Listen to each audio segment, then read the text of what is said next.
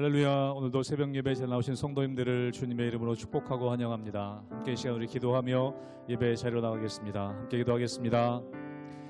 하나님 감사합니다. 저희들을 불러주셔 주님의 자녀 삼아주시고 또 주님의 자녀의 권세로 살아갈 수 있는 힘 주시니 감사합니다. 하나님 오늘도 우리가 은혜의 자리로 저희들 담대하게 나아가 아버지 되신 주님과 깊이 교제하며 주님 주시는 귀한 능력과 힘을 얻는 예배의 자리가 되게 하여 주시옵소서. 감사드리며 예수님 이름으로 기도하옵나이다. 아멘.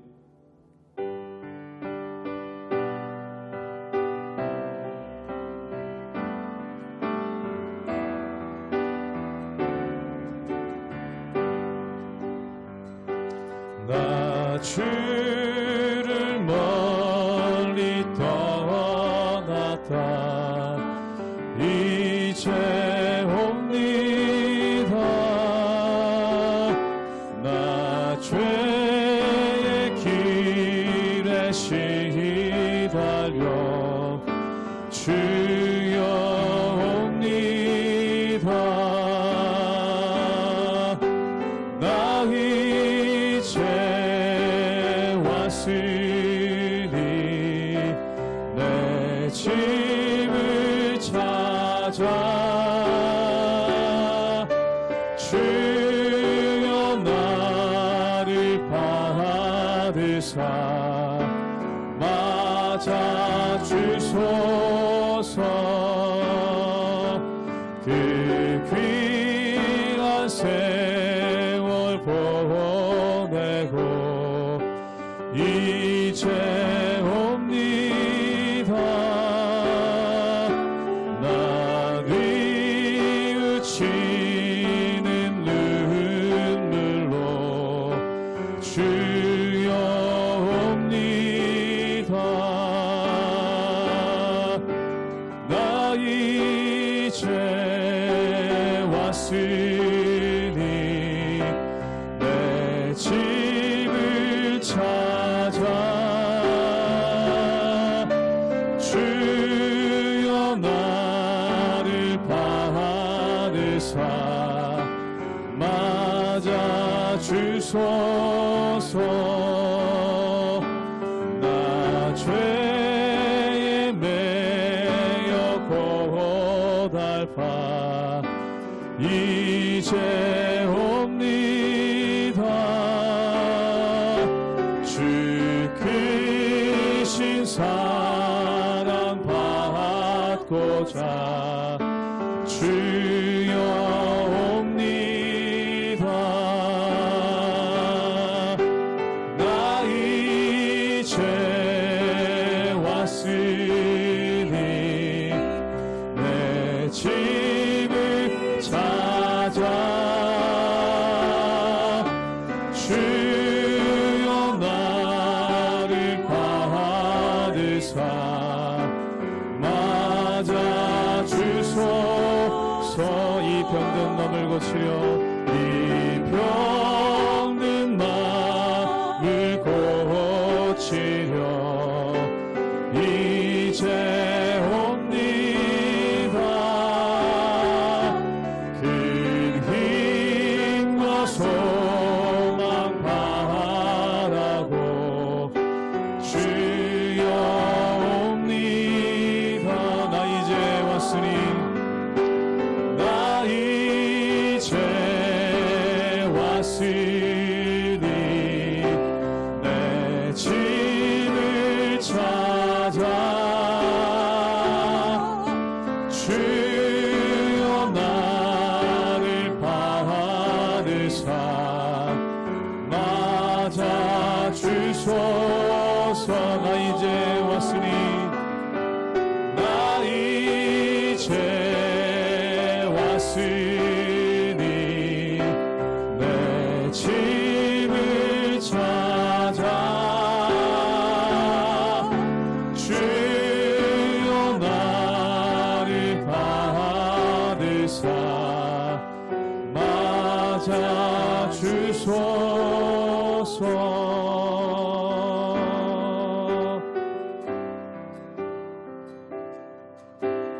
아버지 사랑 내가 노래해 아버지 은혜 내가 노래해. 그 사랑 변함없으시 거짓없으시 성실하신 그 사랑 상한 갈 때 꺾지 않으시네. 꺼져가는 등불 끄지 않는 그 사랑 변함없으시 거짓없으시 성실하신 그 사랑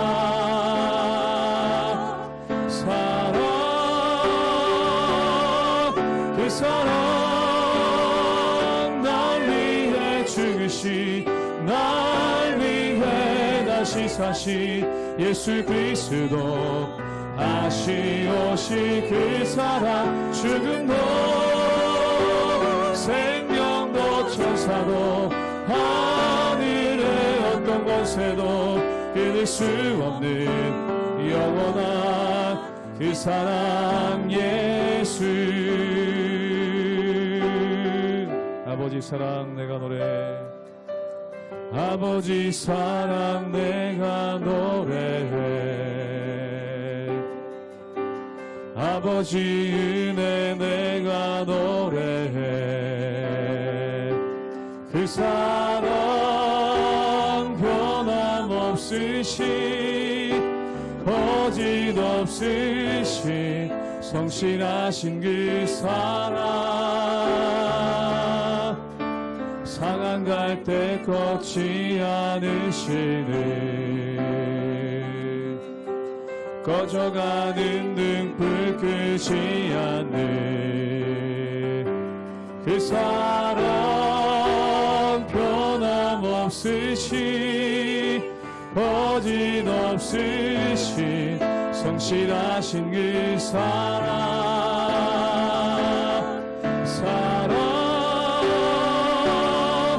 그 사랑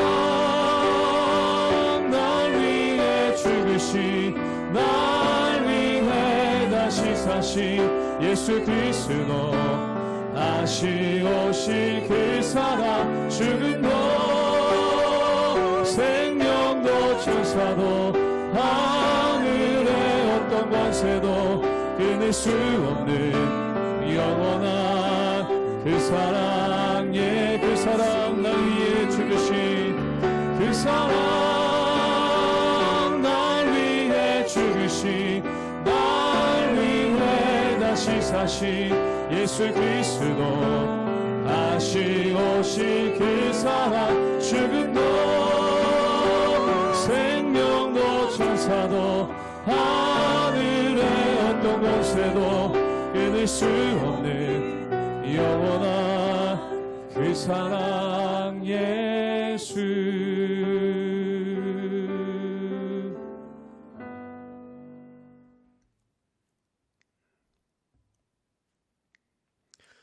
할렐루야. 하나님의 은혜와 평강이 우리 성도님들의 삶과 가정 가운데 날마다 가득하시기를 주님의 이름으로 축복합니다.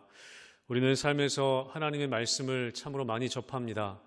우리 교회 안에도 좋은 성경 프로그램들, 성경 공부 프로그램들과 또 귀한 말씀들의 나눔의 시간들이 많이 있습니다. 또 우리는 유튜브를 찾아보더라도 훌륭한 목사님들의 아주 좋은 설교들을 많이 접할 수 있는 상황 가운데, 환경 가운데 있습니다. 여러분, 그런데 중요한 것은 무엇이냐면 그 말씀과 또 그 성경 공부가 나의 삶에 어떤 상관이 있는가, 어떤 연관성이 있는가 하는 것이 너무나 중요한 것입니다.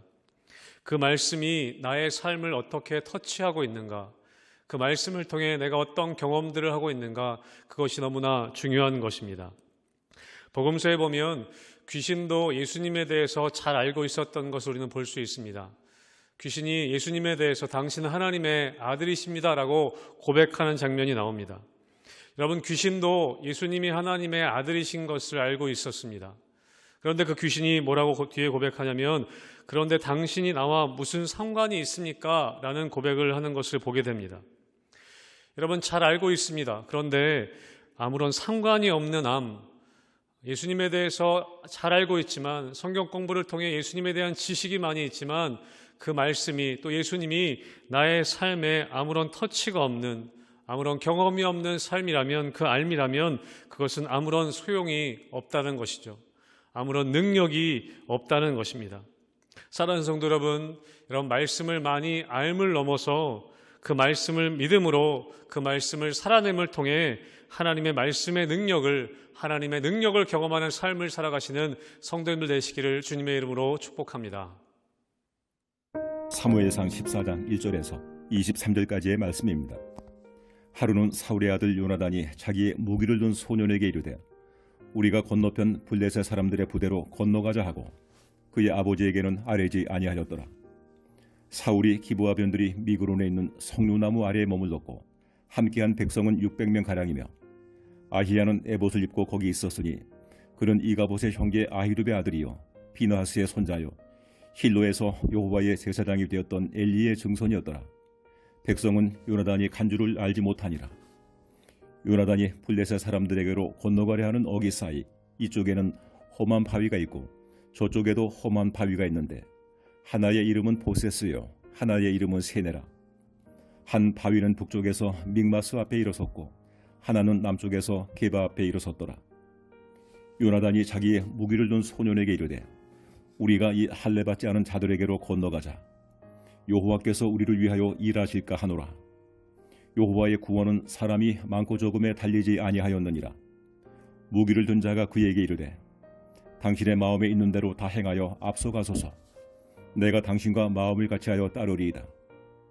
요나단이 이르되 보라 우리가 그 사람들에게로 건너가서 그들에게 보이리니 그들이 만일 우리에게 이르기를 우리가 너희에게로 가기를 기다리라 하면 우리는 우리가 있는 곳에 가만히 서서 그들에게로 올라가지 말 것이요 그들이 만일 말하기를 우리에게로 올라오라 하면 우리가 올라갈 것은 여호와께서 그들을 우리 손에 넘기셨음이니 이것이 우리에게 표징이 되리라 하고 둘이 다 블레셋 사람들에게 보임에 블레셋 사람이 이르되 보라 히브리 사람이 그들이 숨었던 구멍에서 나온다 하고 그 부대 사람들이 요나단과 그의 무기를 든 자에게 이르되 우리에게로 올라오라 너희에게 보여줄 것이 있느니라 한지라. 요나단이 자기의 무기를 든 자에게 이르되 나를 따라 올라오라 여호와께서 그들을 이스라엘의 손에 넘기셨느니라 하고 요나단이 손발로 기어 올라갔고 그 무기를 든 자도 따랐더라. 블레셋 사람들이 요나단 앞에서 엎드러짐에 무기를 든 자가 따라가며 죽였으니 요나단과 그 무기를 든 자가 반나절가리 땅 안에서 처음으로 쳐 죽인 자가 20명 가량이라. 들에 있는 진영과 모든 백성들이 공포에 떨었고 부대와 노략군들도 떨었으며 땅도 진동하였으니 이는 큰 떨림이었더라. 베냐민 기브아에 있는 사울의 파수꾼이 바라본즉 허다한 블레셋 사람들이 무너져 이리저리 흩어지더라. 사울이 자기와 함께한 백성에게 이르되 우리에게서 누가 나갔는지 조모하여 보라 하여 조모한즉 요나단과 그의 무기를 든 자가 없어졌더라. 사울이 아히야에게 이르되 하나님의 궤를 이리로 가져오라 하니 그때에 하나님의 궤가 이스라엘 자손과 함께 있음이니라. 사울이 제사장에게 말할 때에 블레셋 사람들의 진영에 소동이 점점 더한지라. 사울이 제사장에게 이르되 내 손을 거두라 하고 사울과 그와 함께한 모든 백성이 모여 전장에 가서 본즉 블레셋 사람들이 각각 칼로 자기의 동무들을 치므로 크게 혼란하였더라. 전에 블레셋 사람들과 함께하던 히브리 사람이 사방에서 블레셋 사람들과 함께 진영에 들어왔더니 그들이 돌이켜 사울과 요나단과 함께한 이스라엘 사람들과 합하였고 에브라임 산지에 숨었던 이스라엘 모든 사람도 블레셋 사람들이 도망함을 듣고 싸우러 나와서 그들을 추격하였더라. 여호와께서 그날에 이스라엘을 구원하심으로 전쟁이 베다웨를 지나니라. 어제 본문까지 사무엘서 13장에서는 사울이 블레셋과의 전투에서 사무엘을 기다리지 못하고 자기 스스로 제사를 드리는, 그렇게 돼서 사무엘에게 큰 책망을 듣는 장면이 13장에 기록되어져 있었습니다. 그리고 사무엘은 그곳을 떠나게 됩니다. 아마 사울과 결별했던 것 같습니다. 사울 왕은 이제 사무엘도 떠난 또 블레셋과의 전투를 앞두고 있는 상황 가운데 큰 어려움을 당하게 되었습니다. 사울은 초라한 모습으로 군대 600명을 데리고 한쪽에 가 있었습니다. 그러나 실제로 전투를 할 수 있을 만큼의 능력도 되지 않았고, 그리고 그렇게 싸우려고 하는 모습도 보여주고 있지 않습니다. 오늘 내용은 그 이후에 벌어진 상황을 설명하고 있습니다. 사울은 뭔가 해보려고 하는 그런 마음들과 뭔가 해보려고 하는 모습들이 있지만 실제적으로는 사울에게 용기도 없었고 능력도 보여지지 않고 있습니다. 도리어 이 이야기에서는, 오늘 본문에서는 사울의 아들이었던 요나단의 모습이 빛나게 나오고 있는 것을 우리는 볼 수 있습니다. 오늘이 그 이야기인데요. 사무엘상 14장 1절의 말씀을 같이 보도록 하겠습니다. 제가 읽겠습니다. 하루는 사울의 아들 요나단이 자기의 무기를 든 소년에게 이르되 우리가 건너편 블레셋 사람들의 부대로 건너가자 하고 그의 아버지에게는 아뢰지 아니하였더라. 아멘. 블레셋과 이스라엘 군대가 서로 대치하는 국면이었습니다. 그런데 요나단이 갑자기 무기를 든 소년과 함께 블레셋 부대로 넘어가게 됩니다. 여러분, 이어서 사무엘상 14장 2절과 3절의 말씀도 같이 보도록 하겠습니다. 사무엘상 14장 2절과 3절 제가 읽겠습니다. 사울이 기브와 변두리 미그론에 있는 석류나무 아래에 머물렀고 함께한 백성은 600명 가량이며 아이야는 에봇을 입고 거기에 있었으니 그는 이가봇의 형제 아이두베의 아들이요 비느하스의 손자요 실로에서 여호와의 제사장이 되었던 엘리의 증손이었더라. 백성은 요나단이 간 줄을 알지 못하니라. 아멘. 사울왕은 백성들, 군대들과 함께 석류나무 아래에 있었고 또 오늘 말씀에 보면 에봇을 입은 아히야와 함께 있었다라고 기록하고 있습니다. 그리고 이 아히야에 대한 설명이 나와 있습니다. 아히야는 제사장이었고 그리고 엘리의 증손이었다라고 기록합니다. 사무엘이 떠난 자리에 사울왕은 누구라도 붙잡고 싶은 심정이었을 것입니다. 그래서 엘리 제사장의 증손이었던 아히야, 오늘 말씀에 보면 특별히 에봇을 입은 아히야, 아마 아히야에게 에봇을 입혔던 것 같습니다. 하나님의 뜻을 묻는 기능을 하는 이 에봇을 입히고 아히야 제사장을 옆에 두었습니다. 사무엘과 결발한 사무엘은 붙잡을 수 있었던 그 아마 엘리 제사장의 가문의 증손자였던 아히야를 붙잡았습니다. 제사장의 가문이긴 했지만 이미 엘리 제사장의 가문은 하나님과의 관계가 끊어진, 하나님과의 소통이 끊어진 그런 제사장이었습니다. 모양만 남아있는 제사장이었죠. 이 전투엔 아무런 도움이 되지 않았습니다. 여러분, 사울과 아히야의 모습을 우리는 보게 됩니다. 하나님과의 소통이 끊어진 왕의 모습, 또 하나님과의 소통이 끊어진 제사장의 모습, 이 둘이 손을 잡았지만 사실은 아무런 능력이 없었던 것이죠. 그들은 모습으로는, 자리로서는 왕의 자리, 또 모습으로 자리로서는 제사장의 자리에 있었지만 그들은 이미 영향력을 잃어버렸습니다. 아무런 상황을 바꿀 수 없는 아무런 능력이 없는 무기력한 모습을 오늘 보게 됩니다. 그리고 오늘 요나단의 모습과 이 둘의 모습이 비교되어 나오고 있습니다. 여러분, 사무엘상 14장 6절의 말씀도 같이 읽도록 하겠습니다. 제가 읽겠습니다. 요나단이 자기의 무기를 든 소년에게 이르되 우리가 이 할례 받지 않은 자들에게로 건너가자. 여호와께서 우리를 위하여 일하실까 하노라. 여호와의 구원은 사람이 많고 적음에 달리지 아니하였느니라. 아멘. 여러분, 이 고백은 마치 후에 다윗이 골리앗을 향하여 달려나갈 때 했던 고백과 비교하여 비슷한 느낌을 받게 됩니다. 요나단은 이후에 하나님의 표징을 구하고 또 하나님의 표징을 확인한 이후에 블레셋 군대에게로 올라갑니다. 그리고 요나단과 무기를 든 소년은 블레셋 군대를 무찌르기 시작합니다. 15절에 보면 블레셋 군대는 공포에 떨었고 땅도 진동하였고 그 진동은 큰 떨림이었다라고 기록하고 있습니다. 여러분, 믿음으로 나갔던 단지 두 사람에 의해서 블레셋 군대는 쑥대밭이 됩니다. 여러분, 저쪽에서는 이미 난리가 나고 있는데 여러분, 사울 진영에 보니까 누군가 없어졌는가 알아보라고 사울이 명령합니다. 그리고 요나단과 무기를 든 자가 없어졌던 것을 후에 발견하게 됩니다. 이미 저쪽에서는 전쟁이 시작되고 또 블레셋 군대는 서로 죽이는 쑥대밭이 되는 그런 상황 가운데 있는데, 무너지고 흩어지는 상황 가운데 있는데 사울은 그때라도 일어나 전진해라, 싸우러 나아가자 하는 것이 아니라 여기서도 나아가지 않는 우물쭈물하는 모습을 보게 됩니다. 여러분, 사무엘상 14장 18절의 말씀 제가 읽도록 하겠습니다. 사울이 아히야에게 이르되 하나님의 궤를 이리로 가져오라 하니 그때 하나님의 궤가 이스라엘 자손과 함께 있음이니라. 아마 이때서야 하나님의 뜻을 물으려고 했던 것 같습니다. 굉장히 정중해 보이고 신앙적이고 믿음이 좋은 것처럼 보이지만 여러분, 하나님과의 관계가 이미 끊어진 사울과 아히야에게는 이 모습은 우왕좌왕하는, 결단하지 못하는 모습으로 보여지고 있습니다.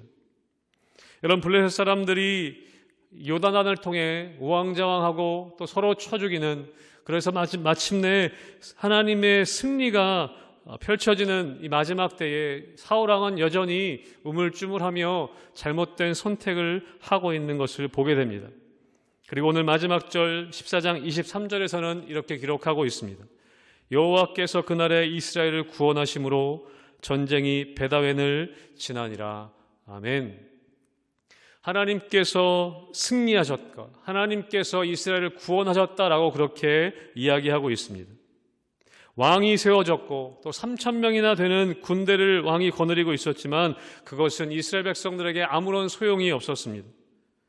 여러분, 전쟁은 왕을 통해서 이루어지지 않았고 제사장을 통해서도 이루어지지 않았습니다.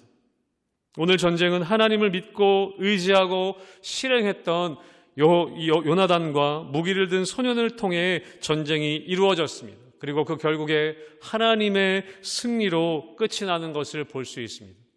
사랑하는 성도 여러분, 자리가 사람을 만드는 것이 아니라 여러분, 믿음이 사람을 만들어 갑니다.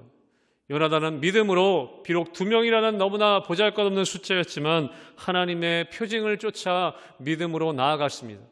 사울은 왕이라는 자리에, 또 아히야는 제사장이라는 자리에 있었지만 그들은 하나님과의 관계가 끊어진 상태에서 아무런 능력도 그렇게 나타날 수가 없었던 것을 볼 수 있습니다.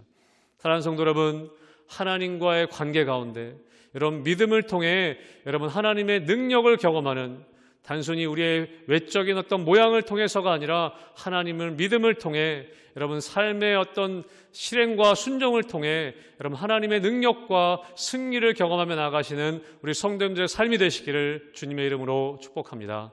아멘. 기도하겠습니다. 하나님, 우리의 삶이 사울과 같이 또 아히야와 같이 모양만 남아있는 신앙생활 되지 않게 하여 주시고, 요나단과 같이 겉으로 보기에는 연약해 보일지라도 믿음으로 나아갈 때, 하나님 말씀을 따라 나아갈 때 승리와 능력을 경험하는 삶을 살아가는 우리들 될 수 있도록 은혜 허락하여 주시옵소서. 감사드리며 예수님의 이름으로 기도하옵나이다. 아멘.